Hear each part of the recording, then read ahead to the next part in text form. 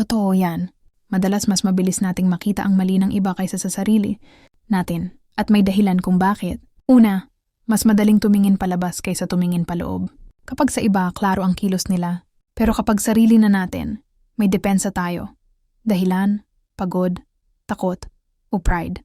Ayaw nating aminin na nagkamali rin tayo kasi masakit sa ego. Pangalawa, paraan ito ng tao para gumaan ang loob.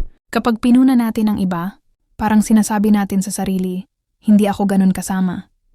Sa ganitong paraan, naiwasan nating harapin ang sarili nating kakulangan. Pangatlo, takot sa pagbabago. Ang fakyali sa sariling mali ay nangangahulugan na kailangan tayong magbago at hindi madali yon. Kaya minsan mas komportable na lang tayong magturo ng mali ng iba. Pero ang totoo, yung taong marunong tumingin sa sarili bago sa iba, mas lumalago. At ang pagpapakumbaba ay lakas, hindi kahinaan. Kung mas marami sanang tao ang nagtatanong ng, ano ang pwede kong ayusin sa sarili ko? Imbes na ano ang mali sa kanya, mas tahimik at mas maayos ang mundo. At kung ikaw ang taong nakakakita nito, magandang senyales yan, ibig sabihin mulat ka na.